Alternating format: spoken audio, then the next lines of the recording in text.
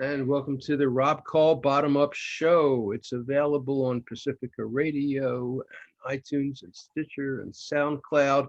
The complete archives are available at opednews.com/podcasts. And of course, it's available on YouTube on the Rob Call Bottom Up Show channel. My guest for this show is a stretch for me in a way. Bill Homans, otherwise known as Watermelon Slim, is a bluesman, and he's also an activist, and he's also a writer as well. So he's the first person I ever met who was in chains, because we were at a protest at the White House gate in, I think it was December. It was December 2010. It was December 16th specifically. Okay, and you, Bill, were chained with this massive chain that must have been, the links must have been at least 3/4 of an inch in diameter. They were about half an inch or 5/8 of an inch. It was the biggest chain I could find. That was huge, and you were chained to a light post, and along with you, there was Daniel Ellsberg and Chris Hedges and Medea Benjamin and Jody Evans and Kevin Zeese and Margaret Flowers. It was a pretty heavy duty collection of protesters, as well as about another 130 veterans for peace, all protesting against the war. And that's where we first met. That was my first impression of you. You were a bit of a madman there. I mean, but it was really cool too. I mean, what a sight to see. You chained there like that. And then the next time we met or saw each other, you were performing at Occupy Wall Street in Washington, D.C. on the stage, playing music. And since then, we've gotten to know each other because you've become a writer and article poster at opednews.com. And I wanted to interview you because you've got a really interesting life. You've been a musician, you've been a trucker, you've been a farmer. And so I should say your website is watermelonslim.com. Watermelonslim.com. But let's start with the name. Tell us about your name. Well, Watermelon Slim has been my name for, at this point, 40 and a half years. I first came to Oklahoma in 1979, bought my little piece of property, and came back in 1980. Me and a partner came back to try and make a go of it in backcountry southeast Oklahoma. And I was farming for the first time in my life, really. I was standing in the middle of a field of watermelons that I had grown. And and it was 105 degrees in the shade. We were in the hottest heat wave of Oklahoma since the Dust Bowl. We had 42 days, I think, of temperatures with a high of at least 100. And so the quick answer to how I became Watermelon Slim is, well, the heat got to me. But I was wearing nothing but a pair of cut-off overalls, and I reached in my pocket, and for some reason or other, I had a D harmonica in my pocket. And excuse me. So I looked at the harmonica, and I happened to be eating a piece of watermelon that I had cut off, eating up my profits to hydrate myself. And I looked at the watermelon, and I looked at the harmonica, and I said, oh, I've got a blues name. And it was the third week in July of 1980. So I've been Watermelon Slim for 40 and a half years now. So it came from you being a watermelon farmer. I was, I'll tell you this, I did not lose money on watermelons. I did a lot more work than than for some things. But uh, I didn't. I never got the place fully developed, but I was working on as much as 2.5 acres of land cultivated at a time, and somewhere between a acre and a half and two was watermelons that first year. And I grew watermelons until I got married to my first wife, who I brought to Oklahoma, and she didn't like it, and eventually divorce happened, and eventually didn't take really that much longer. So the That was, watermelons took precedence. hmm? So the watermelons took precedence, eh? Yes. I also am watermelon slim because I can eat one more bite of watermelon than anybody I'll put down the money in front of. Now, by 19, want to try it, I might look skinny, watermelon slim, but I'll eat an entire black diamond watermelon. I did it from the man that showed me what little I know about farming in backcountry Oklahoma. And he put a 25-pound black diamond in front of me, and I ate the whole darn thing. wow. Wow. So, but you, by 1980, you had already developed yourself as a musician. You started when you were in Vietnam? I did. I started playing guitar in Vietnam. I didn't start playing harmonica in Vietnam. I put a chronology on all of it. I started playing harmonica in 1959 in Clearwater, Florida. You were a kid? However, I also, in 1958, at 9 years old, thought beatniks were cool, and my mother allowed me to have a set of bongos. And they weren't toys. They weren't really, they weren't LPs, ultra high quality bongos, but they were what some beatnik would be happy to have back in New York or wherever. Then in 1970, in January of 1970, I was recovering from a disease in Cameron Bay's evacuation hospital, 926 evac. And I ran across this old papasan in a little commissary that was about the size of 2 bathroom stalls, where he was busy with a manual non-electric sewing machine, putting insignia and ranks and whatnot on people's fatigues. And he had this old nasty looking unfinished 6-string guitar that still had 6 strings on it. I asked him how much did he want for it, and we were speaking French because he didn't speak any English. So he said, $5, and I gave him $5 of a military payment certificate and took this back to the ward where I was recovering. And that was how I started playing guitar, with a Zippo cigarette lighter for a slide. Wow. And what were you playing? I was learning the first music I tried to reproduce, tried to get something like what it sounded like was Fred McDowell's music. I was playing songs from a record I heard back in 1968 before I went in the service. Okay. And now your history says that you put out the first anti-war piece of music from Vietnam. Well, here's the thing. As far as I've been able to figure out, there were 3 of us, 3 Vietnam vets who actually made LP albums. They were albums back then, while the war was going on. One of them was Staff Sergeant Barry Sadler, The Ballad of the Green Beret. Oh yeah. One of them was the fellow that made Putting the Titan Up, and I Just Can't Stop Dancing. And I'm trying to remember what his name was, but he's still playing. It'll come to me in the middle of all this.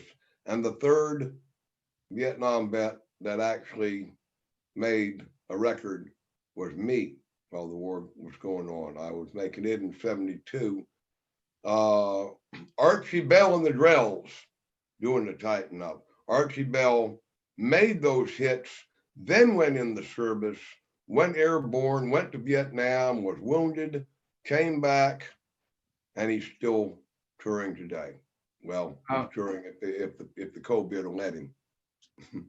Yeah, well, that's really hurt just about all musicians now. It's almost impossible to perform in a live venue anymore. It's like this: if we're not booked, if me and the band aren't booked, pretty quick here, well, we may be looking at late fall or in the winter before we get to play again. I'm functionally unemployed by this virus. I just came from my little restaurant. We had exactly 3 people down there, made $40 worth of tips, but and live streamed it for 100 people from a dozen countries. But I didn't get any PayPal receipts. Oh, well, there's It's this. difficult now. People don't have the money that they did. The first live stream show that I did back in March when we were shut down, I made about $420.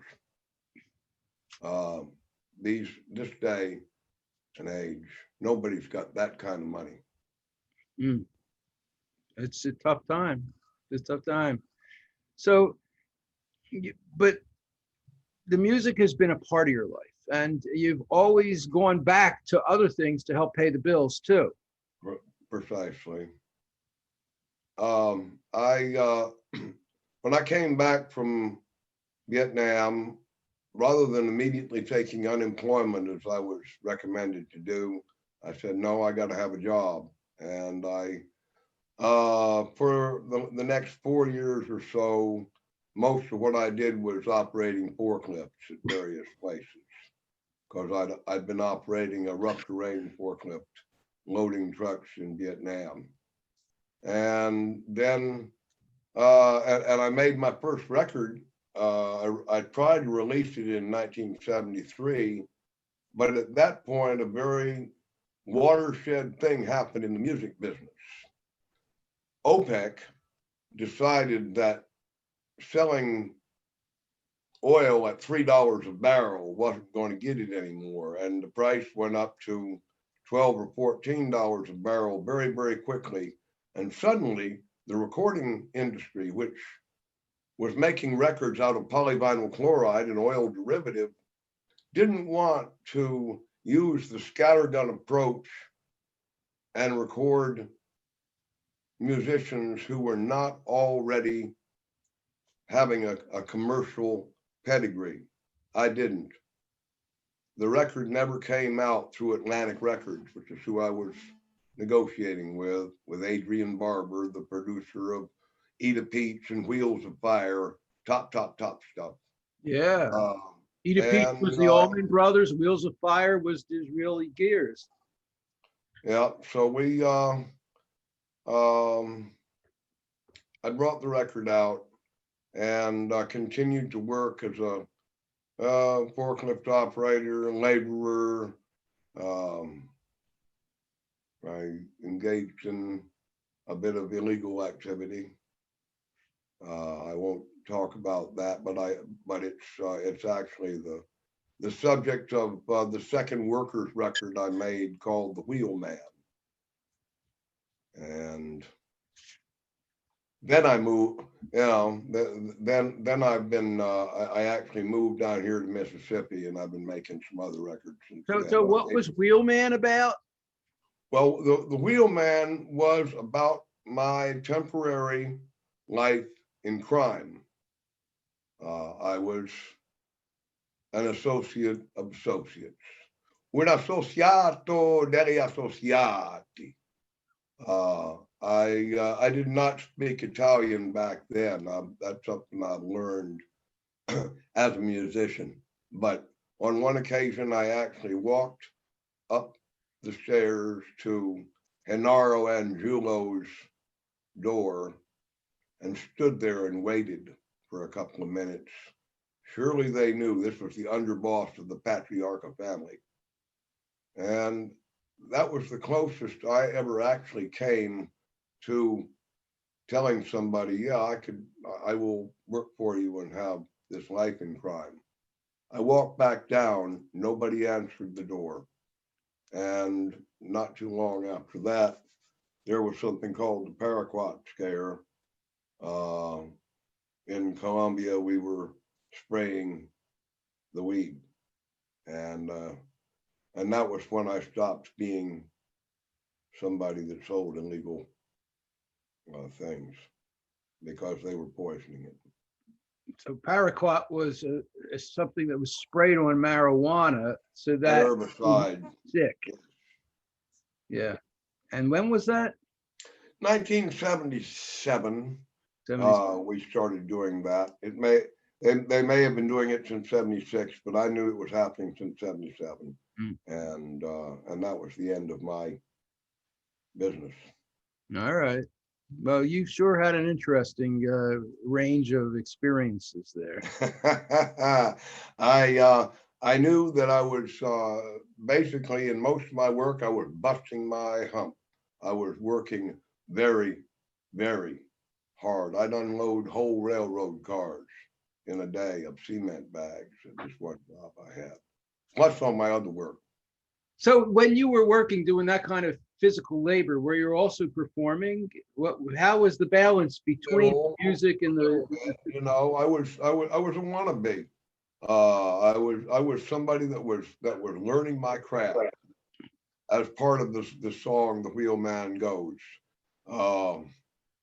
Some buds of mine invited me to rob and steal. They said it would be an easy score. They'd be in safe hands with me at the wheel outside with an open door. I said, thanks, but no thanks. I think I'll just stick to selling stuff to you and your friends. And all that time I was learning my craft and how a guitar string bends. So I was a wannabe in the 70s, and I acknowledge it. It really wasn't until 1984 that I began consistently playing with real good people, which included,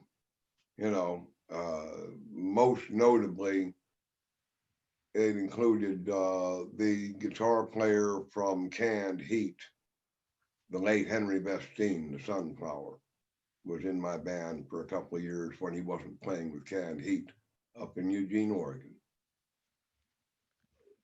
And I can tell you about my history with Canned Heat. It goes back, at this point, it goes back 50 years. I only got to play with Canned Heat by 2006 at a show which was basically rained out, but Canned Heat and my band, the Workers, were co-headliners. So we actually brought it inside this winery where it was happening, and I played with my own band, and then I played with Canned Heat. By then, there weren't many people left from the original Canned Heat. No, there were two still alive out of the original five. The drummer, Vito De La Parra, who is still alive and still touring as far as I know, and Larry Taylor died last year, the mole, the bass player. So Vito's the last one left. Wow.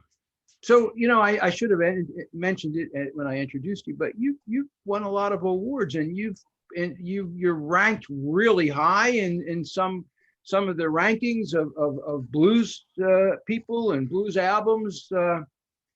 I was checking your Instagram feed.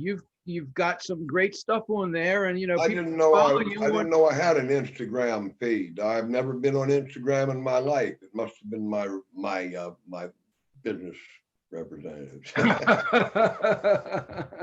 Okay. Well, but there is some cool stuff there. So there's hundreds of YouTubes too. YouTube I know how to click and get into. But I always tell people this about awards.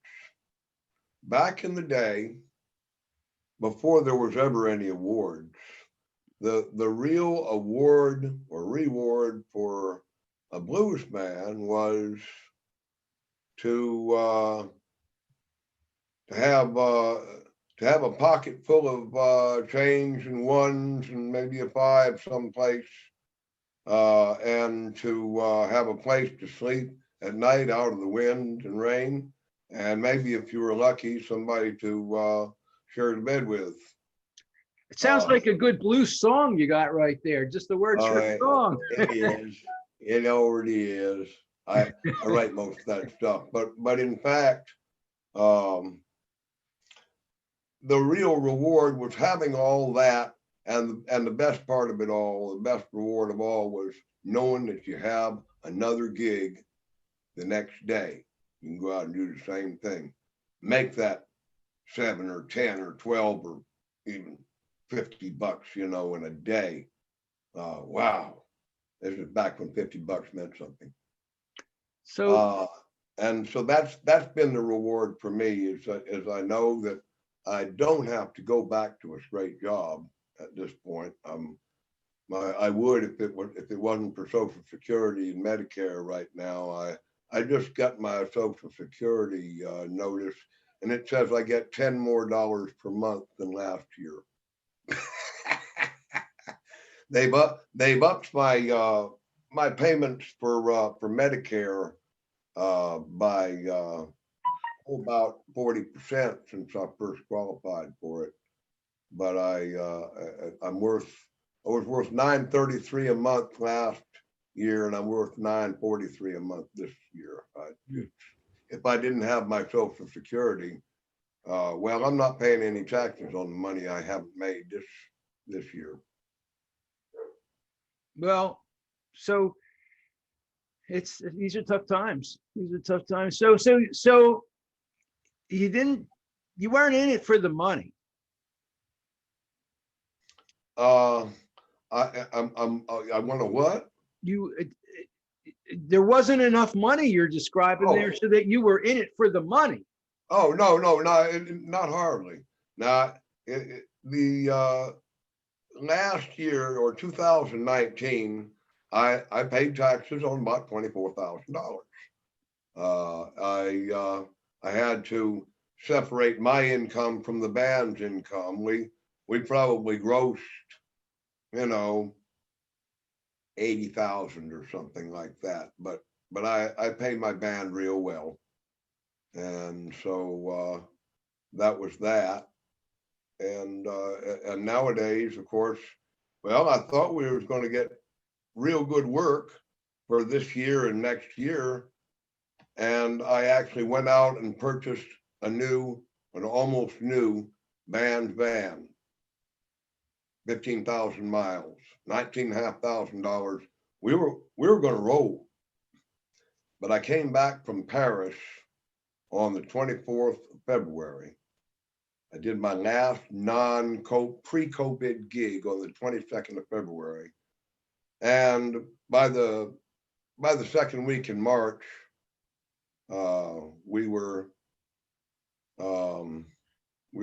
sheltering in place. So that old van is sitting in my driveway, leaking resale value and insurance payments. I keep it insured, but I may spend $1,500 in insurance for just having it sit there. Nah, that sucks. So we need to take a break, and when we come back, can we get you to play one of your latest songs? Sure can. I've got exactly the song I want to play.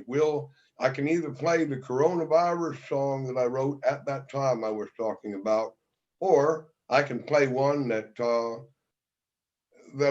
I came up with on the way away from the Little Bighorn back in 2018. You may want to hear that one.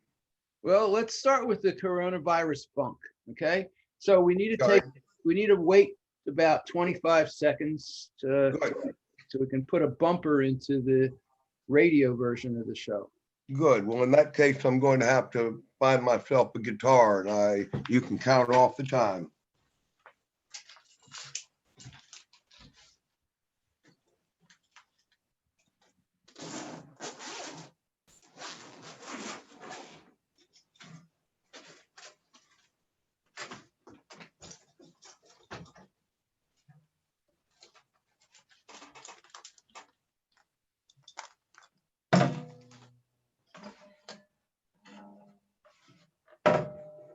And my guest for this show is Watermelon Slim, also known as Bill Homans. He's a bluesman, he's an activist, he is an anti-war protester, And I have a sense of humor. and he's about to play for us Corona Funk.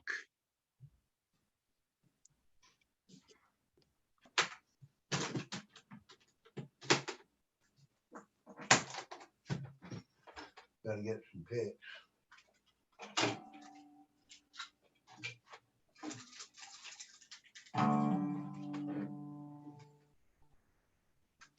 Let's do it with this guitar. What do you say?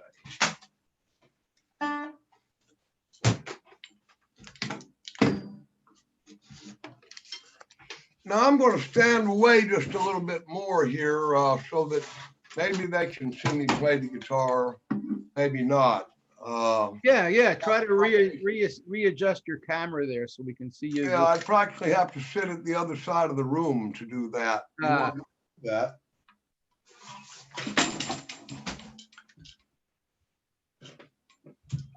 No, that ain't going to work.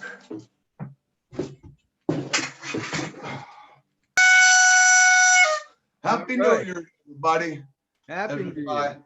This is my New Year's honker that I actually had counting down the seconds before New Year's Wednesday night in Italy.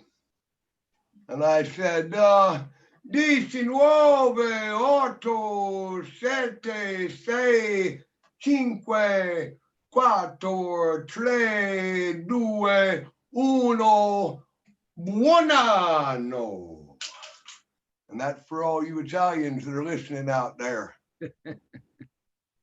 Anyway, yeah, I'm gonna play you this coronavirus song. I wrote this in between the second and third week of March when we were first sheltering in place. And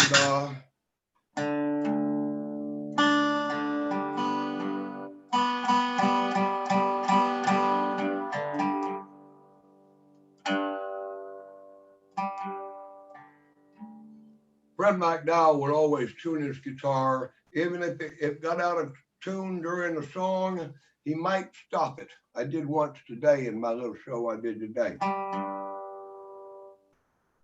Corona Funk.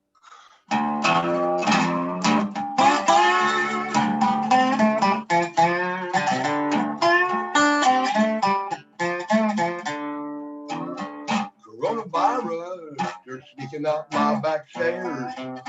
Coronavirus, you're messing with all my friends up there. Coronavirus, it just don't turn out good. Seems like you infected my whole neighborhood. You killed my grandpa, you took my pop. I ain't afraid, but I don't know where it's going to stop. Coronavirus, a little scapegoat I can't see. Coronavirus, don't you quick you at me. Coronavirus, it won't listen to reason. Everybody's praying for that hot weather season. Nobody knows if the summer heat will kill the best. Everybody's hanging on and hoping for the best.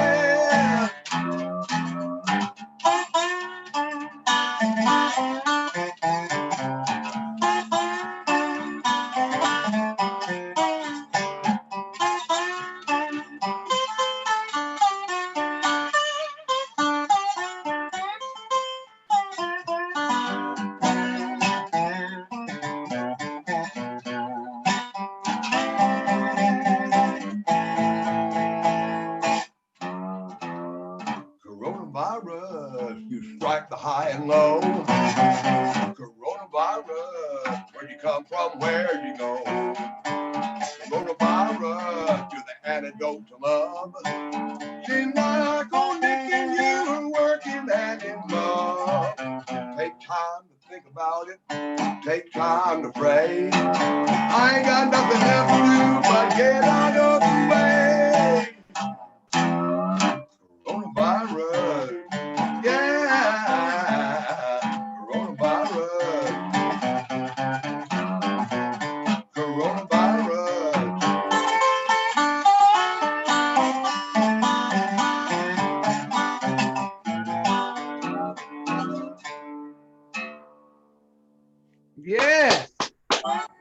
sung. And that's my song for the Dern virus. I only know one other person that's actually written about it. But hell, the virus will give you the blues too. It The sure virus. can. It sure can. So the blues. Yeah. You've had a tough life. I mean, how has your, let's get that camera adjusted a little bit there. Again.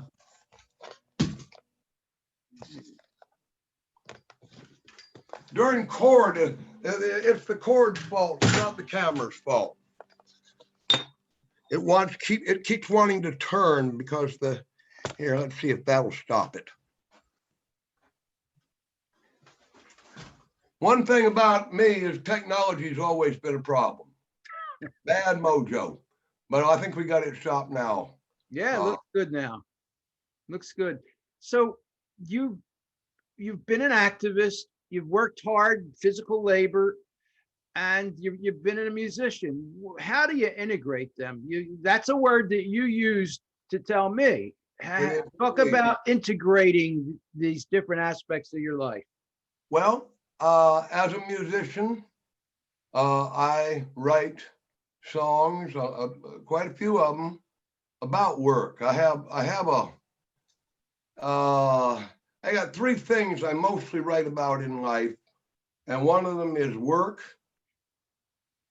because that's where the blues came from to begin with. One of them is relationships, and I'm not just talking about teenage angst. I'm talking about the long-term bittersweet relationships between the sexes, even between people of their own sex.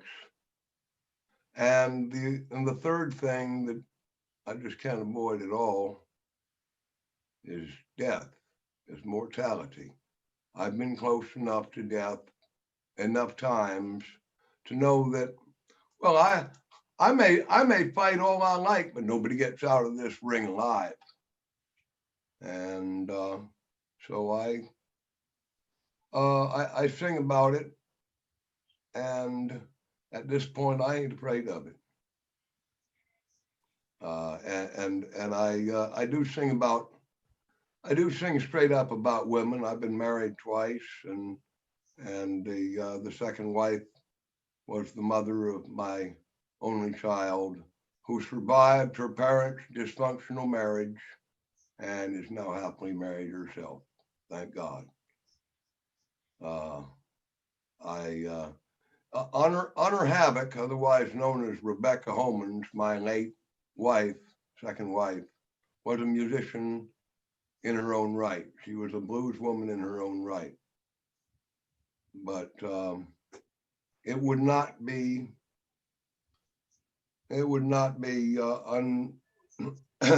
inappropriate to say that she didn't have the judgment God gave a boot. And I was taking care of her, even though we were separated for 17 years. I was always responsible to take care of this woman. And eventually she died of diabetes after I had moved her down here to Mississippi.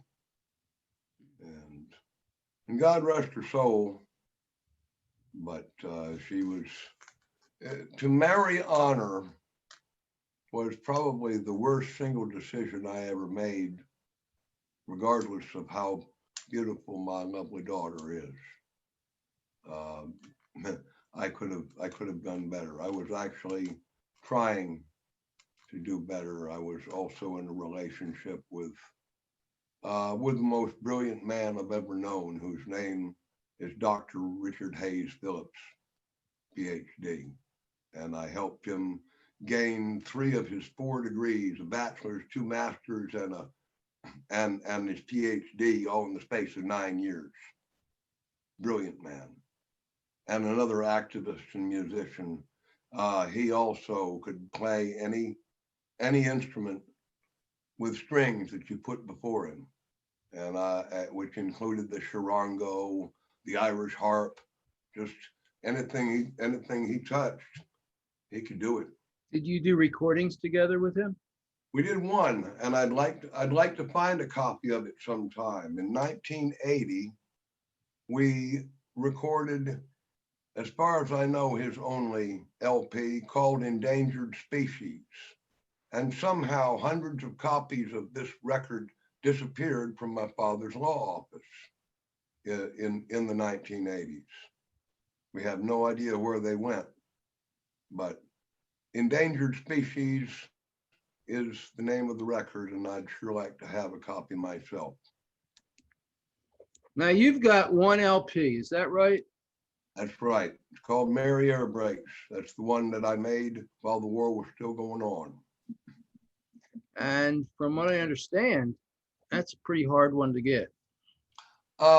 It's it's probably the very most expensive cult item if you could find one on eBay. I'm told a playable copy is between 500 and $1,000. I have one shrink wrapped original copy here that actually I didn't have for 20 something years because I had given it to Mark Hummel, the harmonica impresario, back in 1984. And later, I was in touch with Mark. I was at one of his harmonica blowouts, and I asked him how he liked it, and he said he'd never opened it. So I said, "Oh, really? Could I have it?" And Mark was nice enough to send it to me. So it's the only still shrink wrapped copy of an utterly unique cover made it's a piece of art inside a piece of art. I could probably go and get it for you to show you. It's a Richard Hayes Phillips, the Renaissance man, cut the linoleum block that made the basis for the cover. And there in the heat, just like I was out in the heat in the watermelon field, Richard and I printed a linoleum block silkscreen operation. We printed maybe a couple of hundred copies, and some of them were utterly unique, just as this one is that I've got in the other room. Is it possible for somebody to hear that album? Yeah. Oh yeah, it's right now. It's actually in print, and you go to something called the Scissortail Records, www.scissortail.com, and the record is available either in vinyl or in CD form. Oh wow! Is it available on YouTube? I don't think so. I mean, maybe. There's so many YouTube Watermelon Slim captures that I've never really known all of them. All right. I think there are several hundred. So what was the message? This was the one that you did while you were coming out of the Vietnam War, right? That was right. I had in 1971, something more than a year after I had come back to the world, I joined the Vietnam Veterans Against the War, and I was known as someone who would drive anywhere, anytime, and my first assignment was to drive people to Kansas City and back on short notice. I had me a VW bus at that point with a big 52 horsepower engine, and I come over the hill into St. Louis running 85, 86 miles an hour in that with six people in them. Coming into St. Louis from over the hill. Sounds like an Arlo Guthrie song, like coming into LA from over the hill. Exactly. Coming into St. Louis from over the hill. I first met the current climate envoy of the Biden presidency, Mr. John Kerry, at on Bunker Hill when I first formally joined. And you know, I don't even want to get into John Kerry at this point because Dr. Richard Hayes Phillips has written the book of the stealing of the election in 2004, and here it is.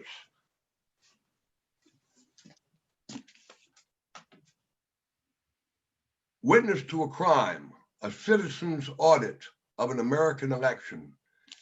Came out in 2008 after Kansas State University Press chickened out bringing it out. It couldn't come out in 2004 when it happened because the research was just done. But Mr. Phillips, Mr. Richard Hayes Phillips, Dr. Richard Hayes Phillips, went before the Ohio Supreme Judicial Court to ask that the votes for Ohio be set aside before the certification process. They would not do it. I don't believe it was the same ruling that, no, you have no standing. It was some other ruling, but Kerry had already given up. John Edwards said, no, don't give up. But Dr. Phillips went before the OSJC and was turned down, and the election. Well, he was probably working with Bob Fitrakis, who's very active in Ohio with election integrity. Yes, exactly. That's exactly who he was working with, was Bob Fitrakis. Yeah. And they wouldn't listen to him. Yeah, the OSJC would not listen to. But you were talking about your first contact with John Kerry. What was that about? That sounds way back. He was part of the Vietnam Veterans Against the War's Massachusetts chapter. The month before, he had made the famous appearance before the Joint Congressional Committee and said his most famous line, "How do you ask a man to be the last one to die for a mistake?" And then on that same day, the VVAW was at the Capitol steps. That was the time, the 23rd. I was a mile away or something, out on the mall someplace. I didn't even know that was actually happening, but they were returning their medals at the Capitol steps. John Kerry did not return his. He returned somebody else's. He was also wearing garrison fatigues rather than jungles or a boonie hat or anything like that. You could barely have told that he was a Vietnam veteran. So you're saying that he put on a show that really didn't represent reality? It's exactly what I'm saying, and it culminated with me with this. At the Democratic National Convention of 1972, 22 Vietnam veterans against the war were arrested, and 8 of them were charged with conspiracy to disrupt the Republican convention that was soon forthcoming in August. What John Kerry did was called our chapter, and I was the Massachusetts state coordinator of the BBAW, and Kerry, in that conversation, I just happened to get the call myself. It could have been the regional coordinator, it could have been anybody, but I listened to him say that he disavowed the BBAW. And he didn't want anything to do anymore with the BBAW. And I said, well, thank you very much. He said, well, what would you have us do? He said, the only thing you can do is vote for the Democratic candidate. And that said, even when we had folks in jail waiting to see who was going to get charged with the conspiracy charges. I thank You've him. been arrested. Have you been put in jail for protesting? I have on a couple of occasions, but I was going to say, I said, thank you very much, John Kerry. And I've never spoken to him again because he disavowed his brothers. So, you know, I hope he does good for Biden, but he was a crappy Secretary of State. Man, his role is going to be involved with the environment now. Yeah. Yeah. I hope he stays that way. He's, as I say, he's the climate envoy. Well, we'll see what a climate envoy does if it's John Kerry. Yeah, we need to take another show. Kerry anymore, you know. That's what I got for John Kerry. Man, you put up your middle finger for those listening to the radio. So we got to take a break now to do a show ID. And when we come back, you think you can perform something with that involves your harmonica too? Yeah, I can do almost something. I got about 115 published songs. All right, so you figure it out, and we're going to pause for about 25 seconds here on the video, and then we'll come back. I'll get the right harmonica.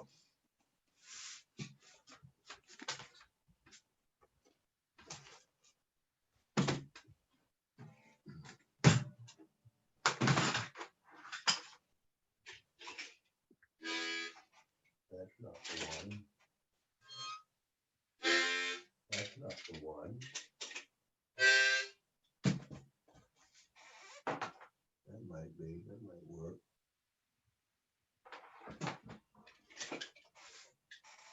Good. All right, so my guest for this show is Watermelon Slim, also known as Bill Homans. He is a bluesman. He's an activist, an anti-war protester.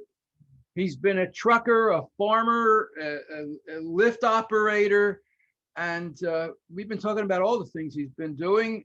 He's an award-winning bluesman whose records have made top 10s, and his website is watermelonslim.com. And now he's going to perform something that involves the harmonica too. As I say, I've been playing harmonica since 1959. So that makes about, well, it's over 60 years at this point.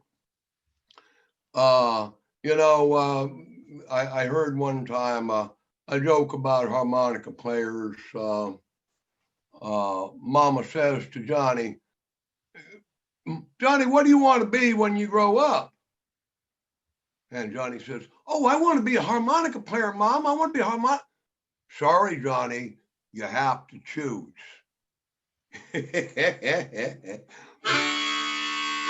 This is one that came off my first record that I made while I was still driving trucks. When I was young, I believed I was immortal. I could do anything I wanted to. But now I've come a long way down that road with no way back. Man's gotta do what he's gotta do. I'm just trying to get on board, boys. I'm just trying to get on board. And you might scream and holler, "Woo-wee, how am I gonna duck my destiny?" But you just gotta keep on pouring out all of your soul if you can. And you ain't screaming, and there ain't no use in shirking. Keep hanging tough for your fellow man. Get rid of your despair and put down your doubt, 'cause you might never pass this way again.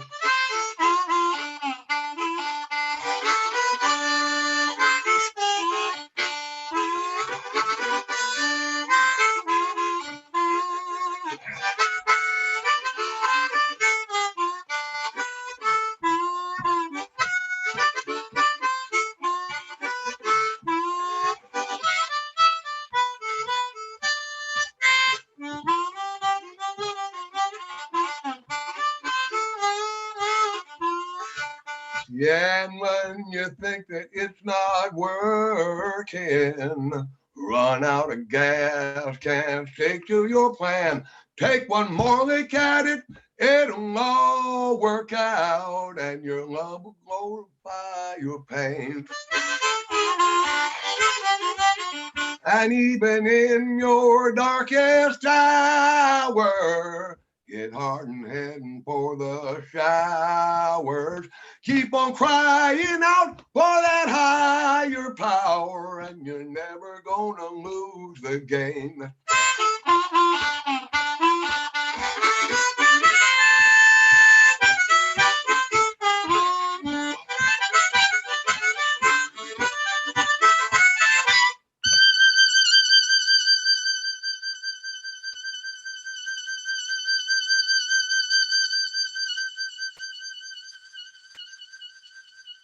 Gabriel's horn, boy.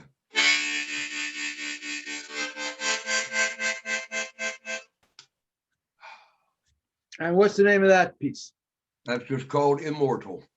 Immortal. And I just found out that it's my Aunt Barbara's favorite song on that record, and she's 93, and that just makes me feel so good.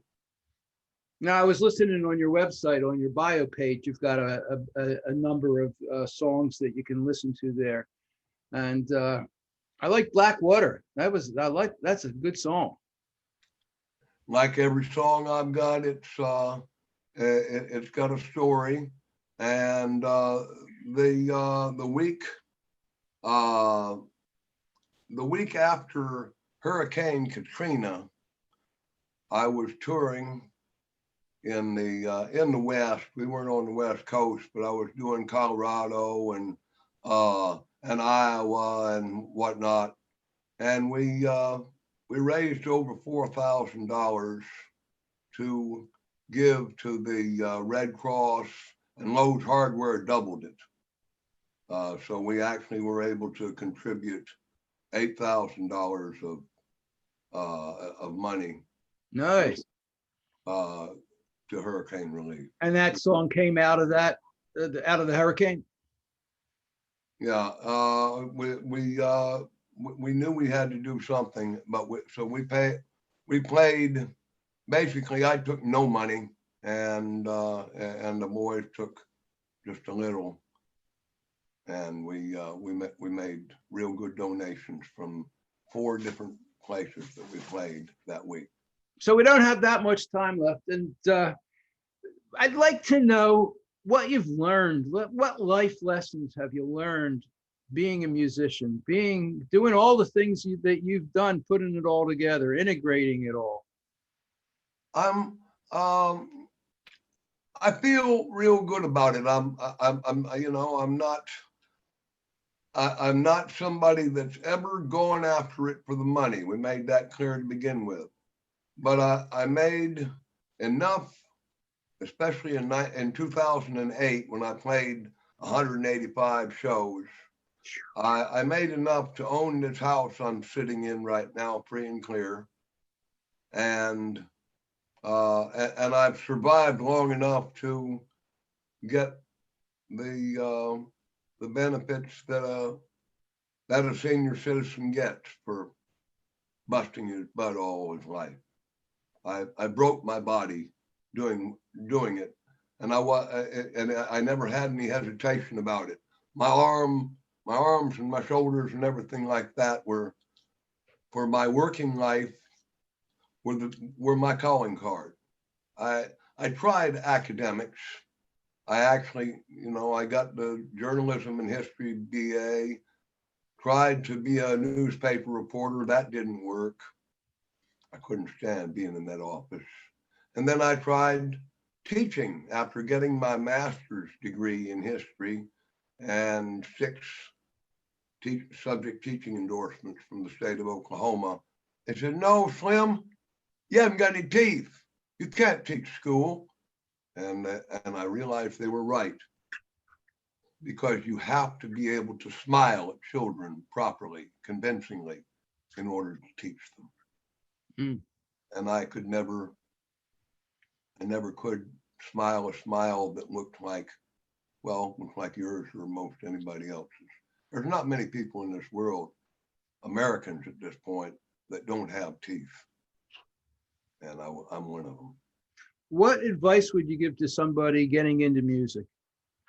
Well, try not to start with the harmonica.